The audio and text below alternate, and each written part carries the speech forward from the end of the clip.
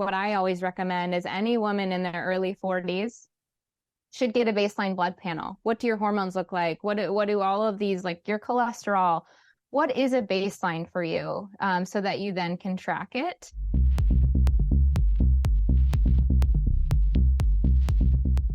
With the perimenopause, can you explain some of the changes that a woman is going through and how that directly impacts her ability to exercise, to recover, to sleep, in the nutritional stuff that we've talked about as well?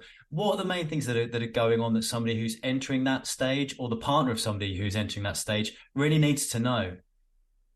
All of it, Joe. I'll explain it this way. A lot of people are aware of postmenopause, but postmenopause is a single point in time when after a woman has lost her menstrual cycle for 12 months. And what we see is actually postmenopause, things get better. It's pretty stable, almost like women are feeling better. Perimenopause is this time of disarray. You could feel different every day. Your body is dramatically changing, and often you don't know why. And it's not just your body, it's also your brain. And so it's, to me, and the other data should support this, is that it's the most important time for behavior change and taking care of your health. But think about that. That's typically like 42, average age of menopause is 52. So you have this 10, think about most women in that time frame. It's often hard to take a step back and say oh, maybe I'm feeling this way because of perimenopause. And oftentimes the changes are slight. Or some days you're feeling worse than others. And so it goes back to tracking menstrual cycle, understanding that, and having, what I always recommend is any woman in their early 40s should get a baseline blood panel. What do your hormones look like? What do all of these, your cholesterol, what is a baseline for you, so that you then can track it? And I think it's a great conversation to have with whoever you're living with, or friends, or someone in your family, because sometimes it's not physical, it's mental.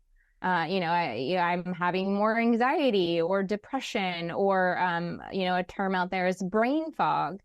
That's really hard to capture. How I'm just not thinking the same. And so, talking through, especially as those change, can provide space to, you're not crazy. These things are happening.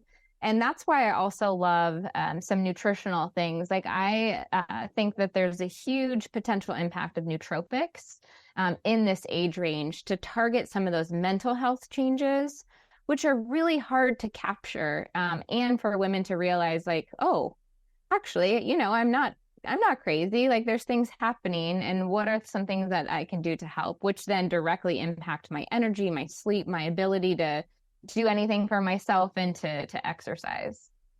In researching my conversation with you, I tried to find as much really good quality advice for people for women in the perimenopause around training, nutrition, supplementation. And I really struggled to find, there's obviously isolated pockets of good stuff out there. There's a lot of information that maybe didn't stand up to much scrutiny.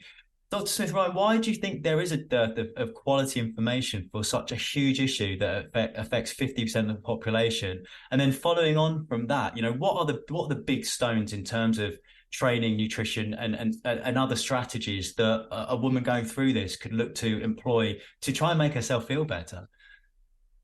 That's a great question. I think some of it falls in the fact a lot of women don't know when they're starting in perimenopause. And then it's not been, so we obviously research women, and oftentimes it's hard to identify, is a woman in perimenopause, and then can they provide their time to come into a lab or to provide their data.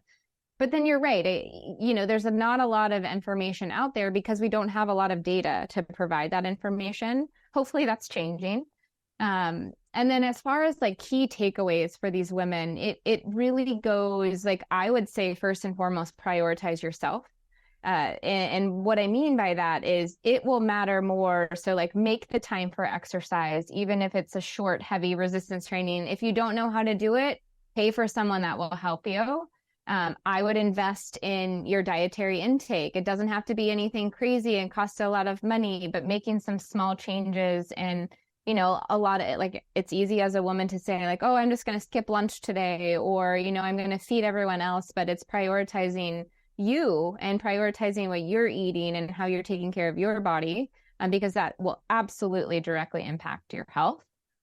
So those are, and you know, the other thing too is like really making space for so many women are experiencing the same things. And it's really frustrating that there's not an expert that they can go to, like, for example, a medical professional.